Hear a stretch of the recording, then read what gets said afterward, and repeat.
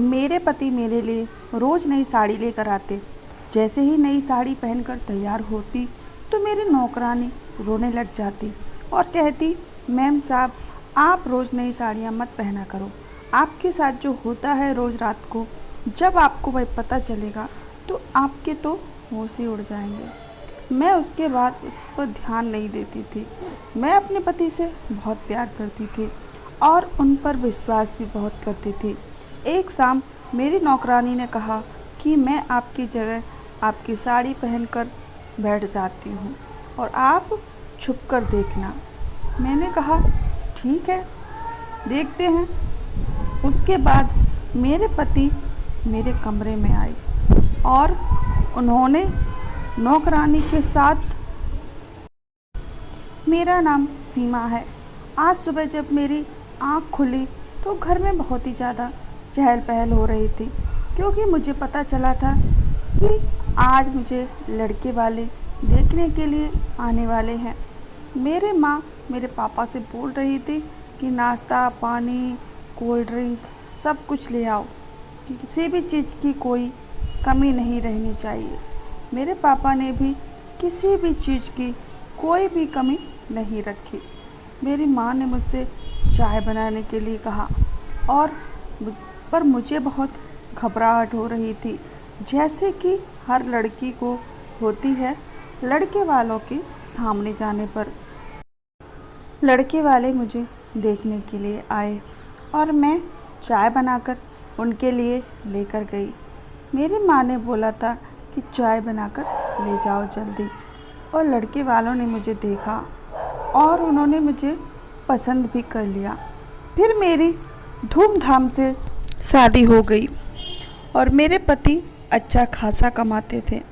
बहुत बड़ा घर था, नौकर चाकर थे, गाड़ियाँ थी। शादी वाली रात मैं अपने कमरे में बैठी हुई थी। कुछ देर बाद मेरे पति मेरे कमरे में आए और उन्होंने मुझे देखकर बोला कि तुम बहुत ही खूबसूरत हो। अपनी खूबसूरती को ऐसे ही बनाए रखना। तुमको कोई भी काम धाम करने की कोई भी ज़रूरत नहीं है।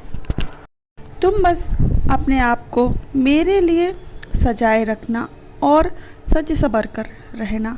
सच में तुम बहुत खूबसूरत हो। मेरी बीवी बनने लायक सिर्फ तुम ही हो। मेरे पति की बातें सुनकर मुझे बहुत अच्छा लगा। मैंने सोचा मुझे कितने अच्छे पति मिले हैं, मुझसे कितना प्यार करते हैं। फिर मैं कुछ दिन के लिए अपने मायके चली गई। वहाँ पर भी मेरी सारी सहेलियाँ, मेरे सारे रिश्तेदार मुझे देखकर जलते थे, क्योंकि एक तो मेरा ससुराल पैसे वाला था और दूसरा मेरा पति मुझ पर जान छिड़कता था। मेरे पति ने मुझसे बोला कि 2-3 दिन में तुम्हें लेने के लिए आ जाऊंगा।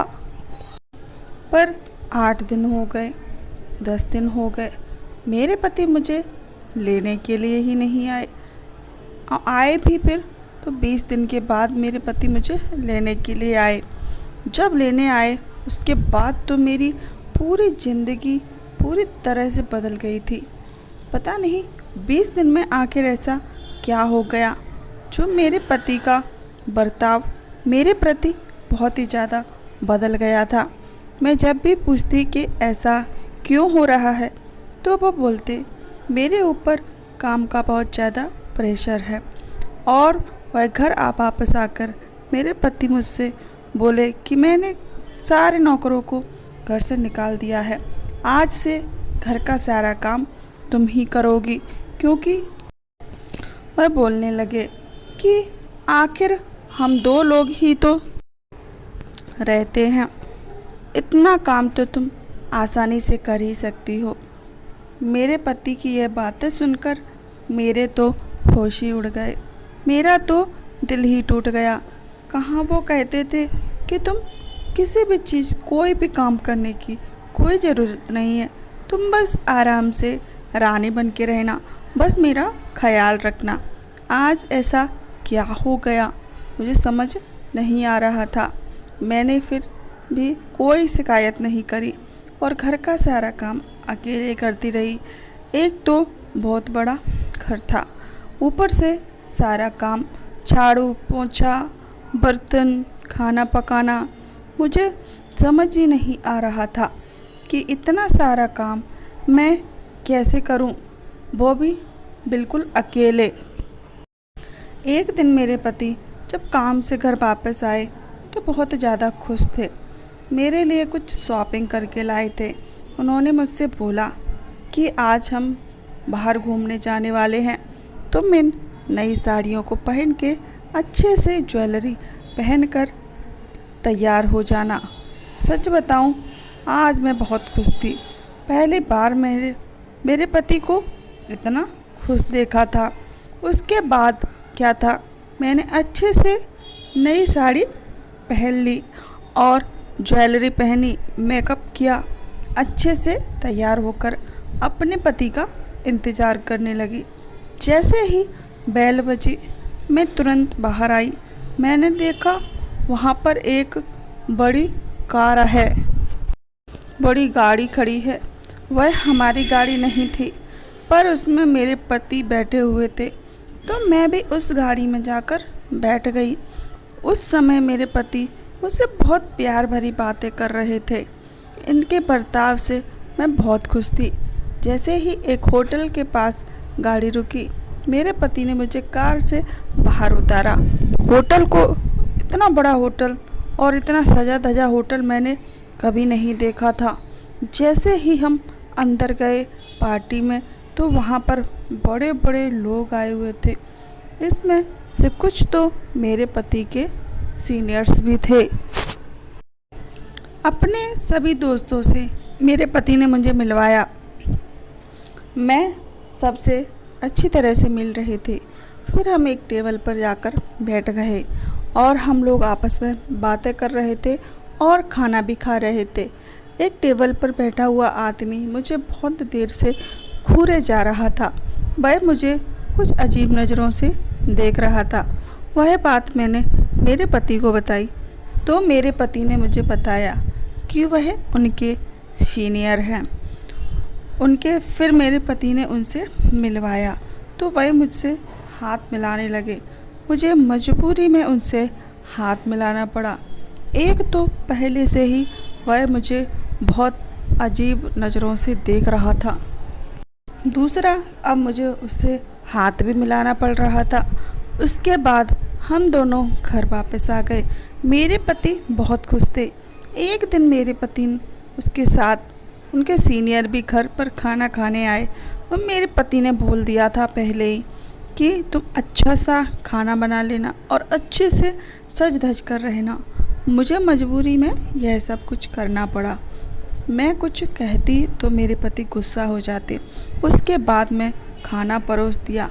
खाना खाने के बाद मेरे पति कुछ फ़ोन पर बात करने के लिए घर से बाहर निकल गए। मुझे बहुत ही अजीब लग रहा था क्योंकि अब उनके सीनियर और मैं ही थे घर में अकेले। मुझे अकेला पाकर उनके सीनियर मुझसे बदतमीजी करने लगे थे, तो मैंने उनको एक थप्पड़ मार दिया और पति भी आ गए। तो मैंने अपने पति को सारी बातें बताई। मेरे पति अपने सीनियर से तो कुछ भी नहीं कहा, उल्टा मुझ पर ही चिल्लाने लगे। कहने लगे कि तुमने उन्हें थप्पड़ क्यों मारा, वह मेरे सीनियर हैं। तो मैंने भी कहा कि सीनियर हैं वो क्या कुछ भी करेंगे। गुस्से में उनके सीनियर घर से बाहर चले गए। उसके बाद जाने के बाद मेरे पति मुझसे बहुत ज़्यादा झगड़ने लगे। कुछ दिन बाद वह मुझसे मुंह फुलाए रहे और फिर सब ठीक हो गया। एक दिन दरवाजे की बेल बजी और मेरे पति एक औरत के साथ आए हुए थे। मैंने उनसे पूछा कि यह कौन है, तो उन्होंने बताया कि यह हमारे घर की नौकरानी है। मुझे यह मंदिर के पास मिली थी। इसे काम की बहुत ज़्यादा ज़रूरत थी, इसलिए मैंने इसको अपने घर पर काम पर रख लिया है। इससे तुम्हारी मदद भी हो जाएगी। यह घर का काम बहुत ही अच्छे से करती है। तो मैंने कहा ठीक है, और वो घर का सारा काम करती, मेरा भी ख्याल रखती। मुझे बहुत आराम हो गया था। मेरे पति रोज़ मेरे लिए एक नई साड़ी लाकर मुझे देते और कहते कि अच्छे से तैयार होके रहना, क्योंकि तुम तैयार होके रहती हो तो बहुत ज़्यादा खूबसूरत लगती हो। तो मैं उनकी बात मानकर साड़ी पहन लेती और तैयार होकर फिर उन्हें खाना खाने के लिए परोसती। खाना खाने के बाद वो मुझे एक गिलास शरबत पीने को देते। शरबत पीकर ही मुझे बहुत नींद आ जाती और जब सुबह मेरी आँख खुलती तो मेरे पति काम पर जा चुके होते। करीबन 1 महीने से ऐसा चल रहा। उसके बाद एक दिन मैं तैयार हो रही थी तो मेरी नौकरानी मेरे पास आई और कहने लगी, मैम साहब तुम साड़ी मत पहना करो और तैयार मत हुआ करो। आपके साथ जो होता है वो आपको पता भी नहीं। जिस दिन आपको पता चल जाएगा आपके पैरों तले से ज़मीन खिसक जाएगी। तो मैंने उससे पूछा, ऐसा क्या होता है? तुमने उस पर मुझे कुछ नहीं बताया। मुझसे कहा कि एक काम करो, आज मैं तुम्हारी जगह तुम्हारी साड़ी पहनकर बैठ जाती हूँ। आखिर क्यों होता है, क्या होता है, उसके पहले आप अपने घर वालों को बुला लेना, क्योंकि उनकी ज़रूरत पड़ेगी। फिर मैंने कहा ठीक है, देखते हैं ऐसा क्या होता है। तो मुझे फिर से अपने घर वालों को फ़ोन कर दिया तो मेरी माँ आ गई। उसके बाद मेरी माँ और मैं कमरे में छुप गए। रात को 12 बजे अचानक डोरबेल बजी और मेरे हस्बैंड किसी को साथ लेकर आए। मुझे साफ साफ नहीं दिख रहा था। उसके बाद वह आने के बाद मेरी नौकरानी के साथ बदतमीजी करने लगा। तो मैंने उसे देखा तो वह तो वही सीनियर था जिसको मैंने एक थप्पड़ मारा था। उसके बाद मैं तुरंत निकलकर उस नौकरानी को बचाया और उस सीनियर की खूब सारी पिटाई करी। उसके बाद मेरी अनुसार नौकरानी ने मुझे सारा सच बताया कि जब भी मैं जूस पीकर सो जाती थी तो इसी तरीके से अपने सीनियर को मेरे पास लाते और सुबह होने से पहले वह घर से निकल जाते ताकि मुझे कुछ पता न चले। मेरे जूस में कुछ मिला दिया करते थे। मेरे पति ने कहा कि मुझे प्रमोशन चाहिए था और उसके लिए मेरे सीनियर्स ने मेरे सामने यही शर्त रखी थी। मैंने कहा, मैंने तुमसे कितना प्यार किया, तुम्हारा कितना ख्याल रखा, इन सब के बदले में तुमने मुझे ये सलाह दिया। तुम तो मुझसे बहुत प्यार करते थे, तुम इतना कब गिर गए? तो मेरे पति मुझसे कहने लगे कि मुझे आगे बढ़ने के लिए यह सब कुछ करना पड़ा। यह बात सुनकर मेरे घर वालों ने तुरंत मेरा और मेरे पति का डिवोर्स करवा दिया। उसके बाद वो मुझे अपने साथ अपने घर ले गए और उन्होंने अपना घर, अपना गांव छोड़ दिया, क्योंकि दूसरी जगह वो रहने के लिए चले गए। क्योंकि मेरी माँ अच्छे से ये जानती थी कि अगर मैं वहीं रहती तो मेरे पति मुझे परेशान करने के लिए ज़रूर आते, इसलिए उन्होंने घर और गांव छोड़ दिया। अब हम नई जगह रहने के लिए आ गए। उसके बाद मेरी माँ ने अपनी सहेली के बेटे के साथ मेरी शादी करवा दी। लड़का छोटा सा जॉब करता था पर मुझे बहुत प्यार करता था, मेरा बहुत ख्याल करता था, सम्मान करता था और मैं उसके साथ बहुत खुश थी। हमारी ज़िंदगी आराम से चल रही थी। फिर हमारे घर एक नन्ही सी प्यारी सी मेहमान आ गई। अरे मेरी प्यारी सी बेटी। बहुत लोग ये सोचते हैं कि बंगला, पैसा, गाड़ी हो तो हमारी लड़की सुखी रहेगी, पर ऐसा बिल्कुल भी नहीं है। अगर पति प्यार करने वाला ना हो तो गाड़ी, बंगला, पैसा, कितनी भी दौलत हो कोई काम की नहीं। अगर गरीबों के घर में आपका पति आपसे बहुत प्यार करता है तो उससे बड़ी दौलत कोई नहीं हो सकती, क्योंकि एक पत्नी के लिए उसके पति के प्यार से बड़ी दौलत कोई नहीं होती।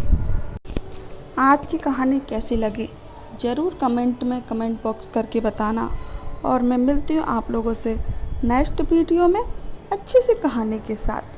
अगर चैनल सब्सक्राइब नहीं किया है तो जल्दी से जाके कर लेना। तब तक के लिए बाय बाय।